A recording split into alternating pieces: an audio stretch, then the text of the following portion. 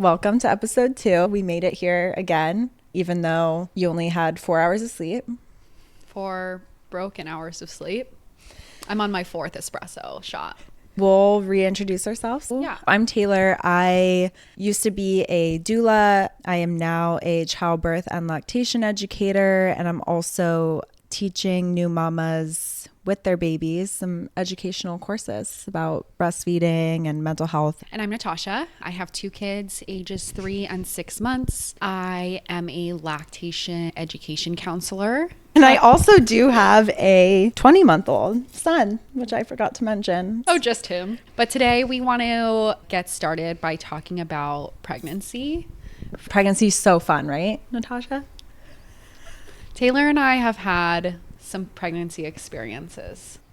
I was really lucky to have Natasha to tell me. I'll talk about this with a story, actually.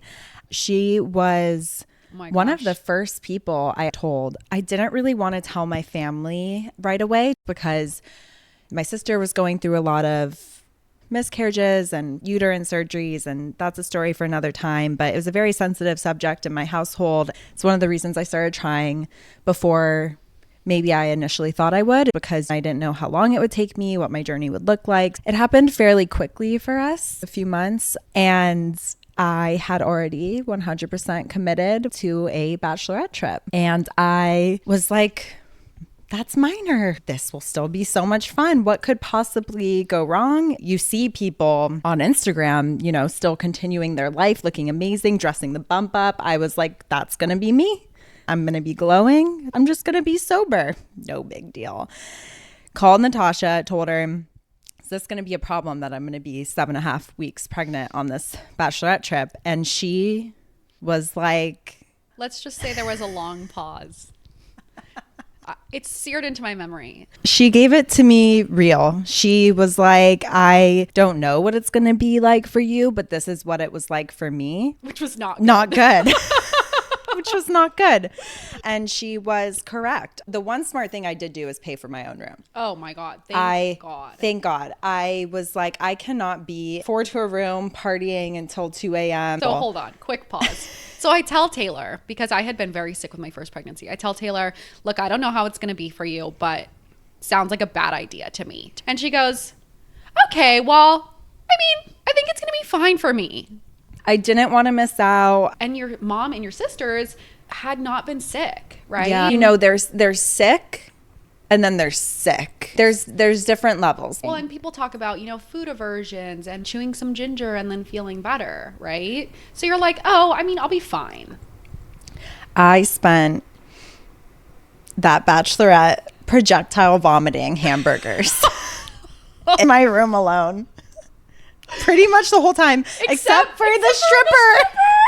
I was like, I'm going to muster up the courage to go to this other room to watch the stripper performance. Sober and nauseous. While we were telling people, because I wasn't telling anyone yet. Right. It's like, why did I feel like I had to suffer through that? I remember going to different corners of the room telling, like, I am going to die. Yeah. And everyone else thought I had taken too many shots. Right. And that I was just a lightweight, which I am, but that's, Right. So many things to unpack there. You just don't know until you're in it, though, and you don't know how you're going to feel. Imagine if you would have felt fine. Hadn't even had my first ultrasound yet. With it being my first pregnancy, I was like, oh my God, can you even tell people before you see the ultrasound? Like, do I even have a baby in there? Like, you don't. Am I pregnant? Right. I don't, nothing feels real yet. Especially because at the point that you called me and told me and committed to the bachelorette party, you weren't feeling sick. You were feeling fine. So you're like, well, what could change? Yeah. Right? Some of them asked, are you pregnant? Yeah. These are best friends. Right. And I was like, no. Right. I mean, looking back, I just can't wait to do things differently for my next pregnancy because I've learned a lot about myself and I want to share. If something happens, I don't want to have to call them and be like, oh, I was pregnant and then this happened and then this. And also I don't want to be alone. Right. I want people to know what's going on with me and be able to reach out. And there's all different types of people and it's totally fine to keep it a secret. But I've learned you tell people you're pregnant whenever the hell you want to tell people you're pregnant. I remember people being like, I can't believe so-and-so posted that they're pregnant. They're only 12 weeks. They haven't waited till the anatomy scan. Right. So I had that in my head. I was like, oh, I need to wait until the anatomy scan. That's 20 weeks of being alone in your misery. No, I could not. Are we doing that to ourselves? Because society tells us that miscarriage is shameful. And it's not. It's not. Just something that happens to a lot of women. And for someone like you said, if something were to happen, you would want people to know and be there for you and support you. And if you don't want people to know, that's totally fine too. But we shouldn't feel like we have to wait for a certain time, wait for a certain ultrasound. I felt like I couldn't go out and live in society because you're vomiting all the time. Right. And you're just not operating the same. People are like, what's pregnancy like? It's like being severely hungover for, it's almost 10 months, really. Right. For some people. For both of us. And great if you're the lucky ones that don't feel that way. But almost everyone that I've spoken to about pregnancy has some qualm, whether it be back pain or nausea or headaches. You know, everyone, it's not this beautiful, like rainbows and unicorns experience the entire time. So just going into it, knowing that if you feel any type of way, it's valid and you're not alone, I think is so important. Yeah. Because like I said in the last episode, low expectations and then being pleasantly surprised, at least for me, is preferable. The first time I was pregnant, I was so depressed. And I feel guilty saying that even now, right? And I had hyperemesis gravidarum, which happens to 2% of women, but it runs in my family on my dad's side. But my mom, of course, was never sick, really. And so I was like, I'm going to be fine. I had a Pinterest board of outfits I was going to wear. Oh. I was on my deathbed. I was in the hospital. Ugh. Yeah, and I was on drugs and I was losing weight. And then I was gaining so much weight because the only thing that I could eat was carbs. And the only thing that made me feel better was eating carbs. The best part of pregnancy to me is when you can start feeling the baby moving. I mean, that's it's a long road to get to that point. It's so long. So before that, you're kind of like, is anything going on in there? Am I just suffering and nothing's hello? Right. And they make you wait so long to get an ultrasound. And then it's another 4 weeks and you're like, am I still pregnant? Yeah. And it is super isolating when you're trying to keep that secret. I'll tell a story from my first pregnancy. I got pregnant relatively quickly, maybe on the 3rd or 4th month, which is so funny I'm saying that now because I was so stressed out about getting pregnant. Like, there's no way that I wouldn't remember the exact day that I was able to test. And now I'm like, 3 or 4 months. Like, it was sometime around then. It feels longer. But it feels like so long when you're trying to conceive because they just tell you, go ahead and try for a year and see what happens, and then we'll talk to you. And that feels so, again, isolating and exhausting. You also were one of the first. So now that we've heard all these stories about, you know, everyone's journey is different and it takes sometimes a year or more. Or fertility treatment. Yeah. I found out I was pregnant right away because we were trying, and I was a psycho about ovulation strips and like special lube, and was timing on my Aura ring, taking pictures of the strips and using apps, and it was in Reddit. My husband was like, that's enough. I love when people are like, this baby was conceived out of love. I'm like, mine weren't. Mine were conceived out of like being a psycho person. So back to my story. I started throwing up at 4 weeks and 2 days. And I remember I was sauteing onions. 2 days exactly at 12 p.m. Seared in my brain. I was sauteing onions and I was like, ooh, that does not smell good. And I was like, oh, I think I'm going to hurl. And I called my mom. I'm like, man, my sense of smell is crazy. I feel like I'm going to throw up. And she was like, well, you're pregnant. Like, you might. And I was like, no. Anyways, the next day I started throwing up. And I didn't stop for, 20 weeks. Called my OB before my 8-week appointment and was like, I'm throwing up for 8 hours a day every 30 minutes. And they're like, anything less than 8 hours a day is normal. And I was like, huh? Oh, no. How could that be? How could that be normal? She's like, yeah, that's the normal range. I was like, geez, I'm a huge baby then because I'm dying over here. I couldn't keep down water. I would wake up at 7 a.m, crack open a Coca-Cola because it's the only liquid I could keep down. So that went on for a really long time. I was working on the bathroom floor next to the toilet with my laptop, and I was trying to keep the secret. And at about 9 weeks, I had to hop on a call where I was supposed to be presenting a deck, and I had to call my boss 5 minutes before, and I was crying and I was dry heaving on the phone. And I obviously didn't want to tell my work yet, but I couldn't get on a call and present. Like my eyes were bloodshot. I was crying. I had been puking all morning. I think it was 11 a.m. I had this call, and I called my boss and I just said, Bob, shout out to Bob, best boss ever. I'm pregnant. I can't stop throwing up. I cannot get on this call right now and present. I was like, can you cover for me? But he covered for me, and he was like, no worries, I got you. Like, thank God I had such an awesome experience with my work being so accommodating. I couldn't function. And not just throwing up. I was so nauseous from the time I opened my eyes in the morning to when I went to sleep at night. So depressing to feel that sick. And then I felt so shame to feel depressed about being pregnant, because this is something I wanted so bad. I was so excited about. People are trying to get pregnant, and I was lucky enough to get pregnant. So many emotions, and it just was really tough. Really tough. And I felt like I had no one to talk to, because most of my friends were still single or married with no kids yet. And I also feel like a lot of people are like, boo-hoo. Everyone gets nauseous while they're pregnant. Like, even my husband, like, he didn't know. And he was just like, well, if this is how it is, how do people function? And that's what I mean when I say there's such a wide spectrum. Right. You see people out and about. Yeah. Being cute. Glowing. Whenever glowing. People said that I was glowing, I was like, I'm sweating. It's not a glow. I'm literally dripping sweat. I never felt like I was glowing.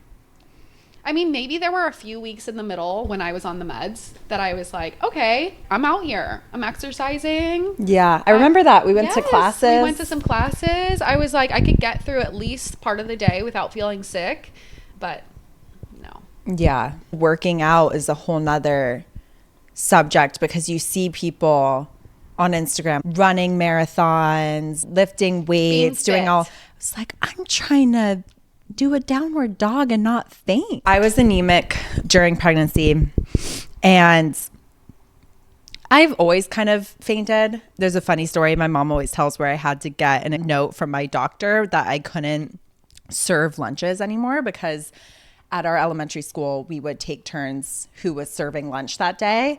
And I fainted because you were so hungry? Because I was so hungry, hadn't eaten lunch yet. And I would be serving lunch and I'd faint. Stop. On the ground. Oh my God. I think it happened twice. And then I finally got a note, and people were like, ugh, Taylor's getting out of serving lunch. But I actually fainted twice. Anyway. So are you a low blood sugar girlie? Yes. So okay. I also fainted on Stairway to Heaven. Oh. It's a crazy hike where we grew up, metal stairs up a mountain ridge. Maybe and I shouldn't be like doing extreme sports. Yeah, I don't. I mean, kind of. People That's like sort of extreme. Pregnancy is an extreme sport. Yeah. Tell the story about the dentist. The dentist. So I really needed to go into the dentist because, as I mentioned, I was vomiting a lot, and so it strips your enamel. Mm-hmm. And fun fact, do not brush your teeth right after throwing up. I didn't know that. You're not supposed to. The dentist, my dentist, luckily told me this. Yeah. You are supposed to only rinse out with water and then wait a little bit and then brush, because what happens is you are brushing around the throw up to all your teeth. So you're just supposed to sit with your vomit? No, breath? Rinse with water and then brush 5-10 minutes after. Just not right after. TMI, but I was like, why didn't anyone tell me this? She was like, you've been brushing around your vomit and your enamel is totally gone. Oh no. Anyway, I was at the dentist, laying flat on my back, and you're not supposed to be on your back for long periods of time. It can cut off circulation to the baby. But I was like, it's the dentist, you know, everyone does this. Right. What am I going to do? Say they have to look at my teeth while I'm standing up? Right. You'd probably faint anyway. I'd probably faint anyway. So they're slowly reclining. And I'm like, I'm going to be okay. I'm going to be okay. And then I just start seeing little stars. And I'm like, I don't need to tell them. It's okay. It's going to pass. It's going to pass. Blackout. The last thing I remember is her face being like, are you? And then nothing. I remember nothing. I woke up. I was sitting up now, and they were holding a kid's juice box. Everyone had come in, by the way. There were like 5 dentists. Stop. The assistants, God, everyone. I didn't know that everyone rushed in with kids' juice boxes. Like, is everything okay? Like, everyone was terrified. It was fine, but the things we go through, it's just, there's a lot. There's funny things too. A lot of these stories, you know, are some of the funniest things that's happened to me, even though they were bad. Like pregnancy brain. I mean, that. It's real. I don't think I know any of your funny pregnancy brain stories. I think my mom was visiting me when this happened, but I put zinc sunscreen on my toothbrush. Oh, gross. Yeah. I'm just thinking about being nauseous, and then that texture. Ugh. It was white. It was like one of the little squeezable it was just, it looked like toothpaste. Ooh. And didn't taste great. I once left the house to actually go somewhere with a towel still in my hair. And I didn't even notice, like in the car with the towel in my hair, fully ready otherwise. And it was when I got out of the car that my giant towel hit on the way out that I was like, towel still on my head. Pregnancy thing. Gosh, I mean, it's not just pregnancy, it's mom brain. Yeah. Because we're thinking of stuff. It doesn't stop. I texted Natasha the other day, the remote control. Oh, yeah. Because I was playing Miss Rachel. Yeah. And I was about to turn it off, and I went out the door, and my remote control was stuck in the top of my leggings, and I was walking through Sprouts grocery shopping, and I was like, what? Do I have my phone there? Remote control in my leggings. Multitasking. Our brains are just going 100 miles a minute. The sleep deprivation. I never feel put together. After 2 years after my first, I felt like I started feeling like my brain was in a more balanced place. It's good to hear because I'm almost there. 2 years. I feel like it never goes back to pre-kids, but it just sort of balances out a little bit. And mom brain, I think we get smarter. We can manage so much. I've never been this good at multitasking in my life. Are you kidding me? You just rise to the occasion as a mother.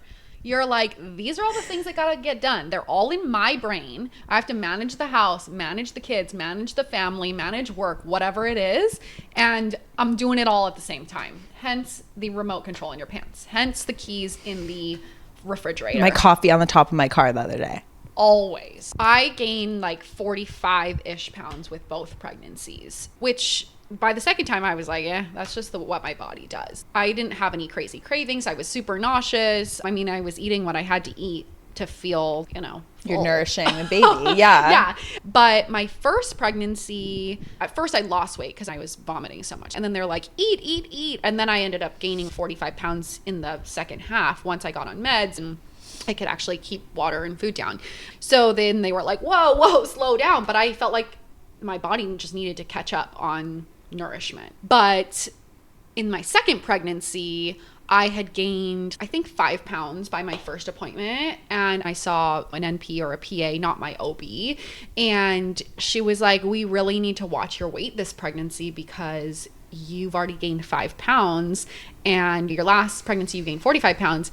And I was like, why? Why do I need to watch my weight? My son was born 7 pounds, 11 ounces. As far as I was aware, the only risk... Wait, 7'11"? Yeah. Is that the same as Kelly? And me. Stop. Both. Whoa. My son and me. Weird. 7'11". That's crazy. That's crazy. Keep going. That's wild, by the way. 5 pounds is nothing. Yeah.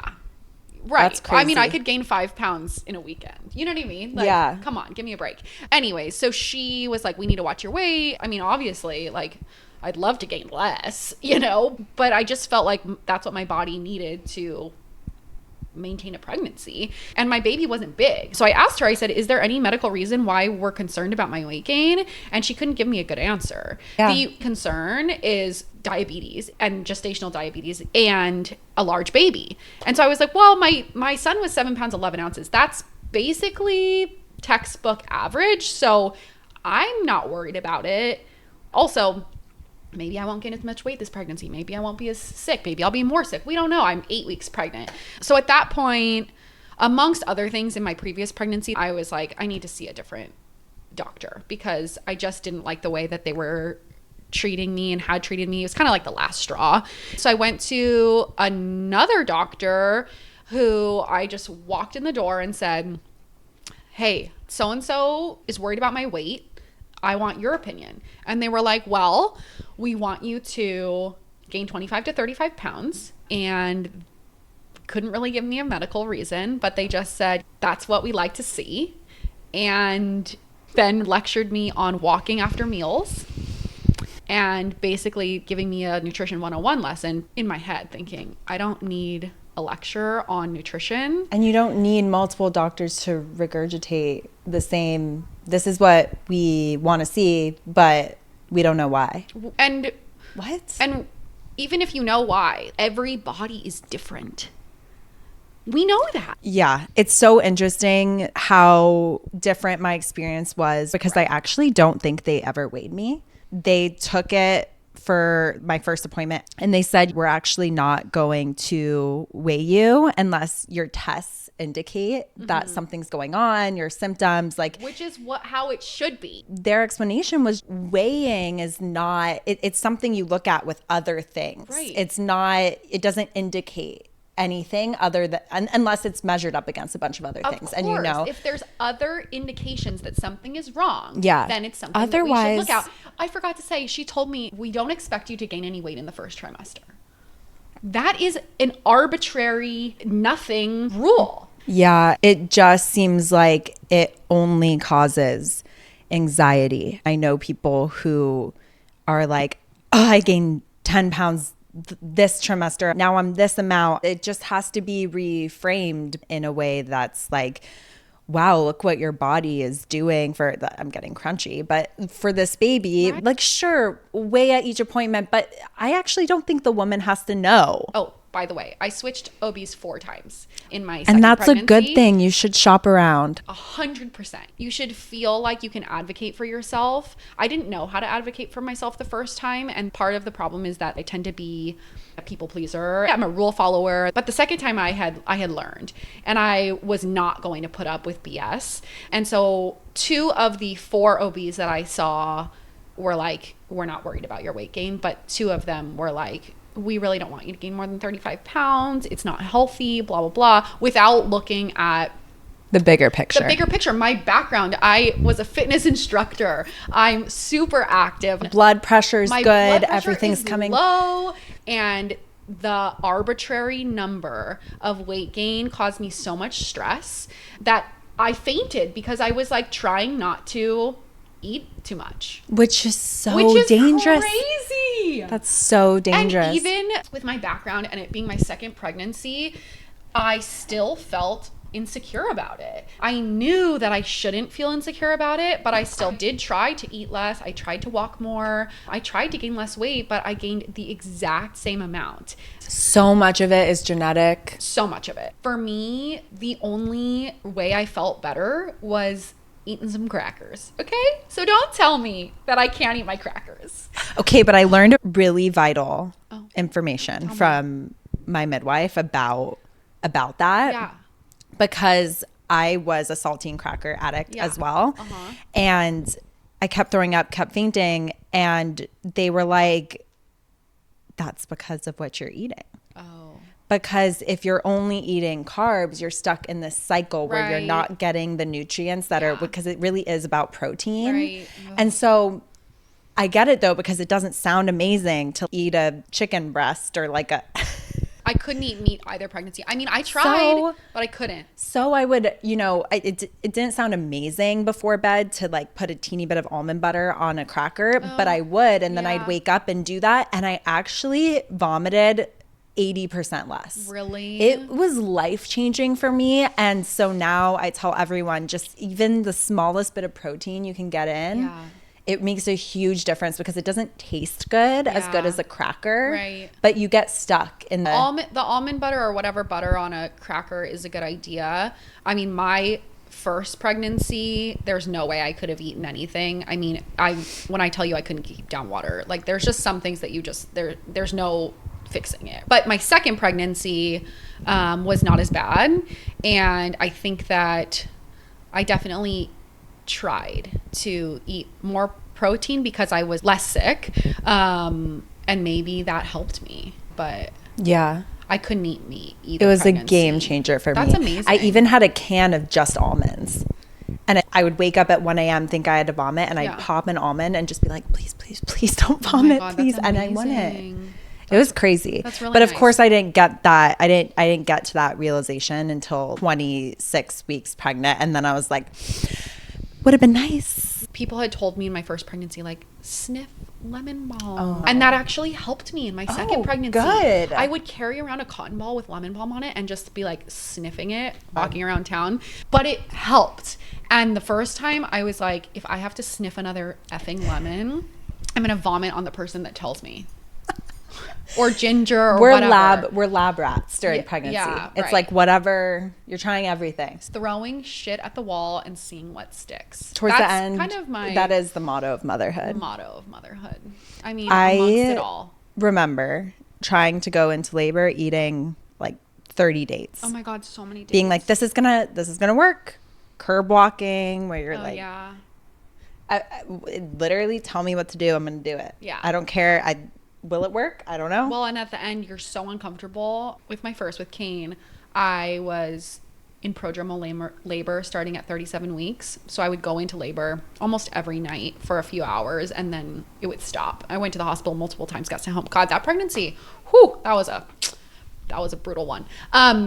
But I ended up electing to be induced at 39 weeks and 5 days. But at that point, after being in prodromal labor for almost 3 weeks, I was like, I'm ready to push him out of my left nostril. If you would just tell me that he could come out that way, I would do it. You're super uncomfortable. I truly think that that's by design. Yeah. That we get that uncomfortable because you have to just be so over it. You have to be willing to go through the pain. Yeah. I remember being like, I'm going to do polar plunges in the ocean every day and see if that kicks them out. The people still going to the bars or the festivals and they're pregnant. And I'm like, I can barely do this when I'm not pregnant. Right. Am I missing something? No. How are people out there thriving? I have no energy. And also my rope is like this long. Like if someone has one drink too many and starts being drunk, I'm like, stop talking to me. I gotta go. But it adds to isolation because we have such a drinking culture. Right.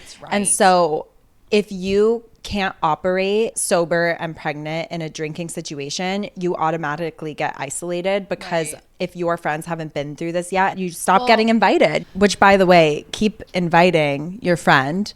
I probably will say no. But I still want to be invited. Like I know like we're in different life stages and my friends are amazing and are like, bring the kids, we'll help you. I'm so lucky. But it's a process. Reminding people and being like, hey, like I'm still here. Yeah. And I still want to do fun stuff with you guys and I still want to see you guys. You definitely need to tell people. Totally. I remember vividly my sister and one of my closest friends went golfing with their husbands and I was watching it all on social media and I asked my sister, why didn't you invite me? And she's like, well, you're pregnant. I didn't think you'd want to come. Like we're drinking and we're on a golf course and we're walking around and people don't mean anything by it. Right. They're just like, oh, she probably doesn't want to come. But I still want to be thought of. I want to be thought of, and also sometimes I maybe would say yes. I need social interaction. Yeah, I would vomit on the golf course with my friends. Yeah, exactly. When I was pregnant with my first, at 16 weeks, I was like, okay, I don't feel better, but I feel like I need to just get out there. And it was a friend of mine's birthday. And so I went to her birthday dinner and I just threw up in the bathroom the whole time. But I was like, I just need to see people, you know, and like feel normal and feel like I'm not just alone and miserable all the time. And even though it was miserable there, at least I got out. And sometimes, even though it doesn't always work out, sometimes it's just good to get out. Even when you have kids and you're like, oh my gosh, this is so hard. It's easier to just stay at home. But sometimes just getting out is like, whew, okay, we broke the cycle. We got out. It was hard, but I did it. And then the next time's easier. I will tell you, I'm 6 months postpartum right now. And I'm like, oh, that was such a sweet time. Aww. And I hate being pregnant, but I hope I get to do that again. Yeah. Like, I just got the chills. But it is miserable in a lot of ways, but it is really cool in a lot of ways. It's just a conundrum. I will say people were really nice to me when I was pregnant. Nice. I'll never forget, we were talking once and Natasha was like, when you're a pregnant princess, and then you're a postpartum peasant. Yeah. But it's so true. I mean, people were getting up for me. People were, you know, how far along? Right. When is your due date? Oh my God. I feel horrible, but you're treating me so well. I kind of want to stay pregnant. Totally. And then the baby comes out and nobody cares about you. No one cares. They just care about the baby. Yeah. I mean, people care. Like, come on. But it feels like you go from being this like glowing pregnant princess. Yeah, I did say that. Because society isn't set up to take care of postpartum moms. Right. Well, there's a reason people talk about the pregnancy glow and it's not called the postpartum glow. Oh, no. No one's glowing. No. Postpartum. And it's a sort of like messy, exhausting figuring it time, out. You're healing. It's not really a glamorous time. Not that pregnancy have kids. It's so much fun. But not everything in pregnancy is miserable. It really is an awesome experience overall. Yeah. That's why we keep doing it. And also just knowing that if you do feel miserable or don't feel amazing during pregnancy, that's normal and you don't have to feel guilty about it. No. It happens. We both went through that feeling. Why don't we feel really happy? Why don't we feel more excited? What really took us feeling the kicks to feel excited, but that's okay. And check on your pregnant friends. Yes. Check on them, invite them. Yeah, there's lots of hormones going on, lots of body changes, lots of things. And no matter how they're feeling physically, mentally, they're probably already feeling very isolated from society. Yep. Check on your friends no matter what. Of course. But pregnancy, once you go through it and you see another friend pregnant, it really makes you want to be there for them.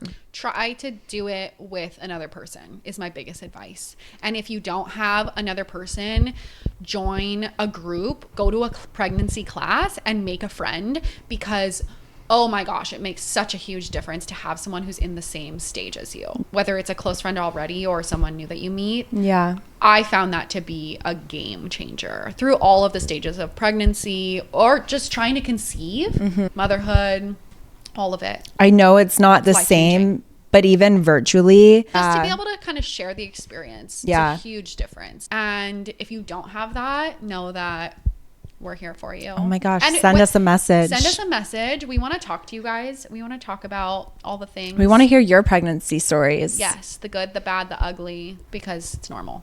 It's normal. Okay. Tune in next time.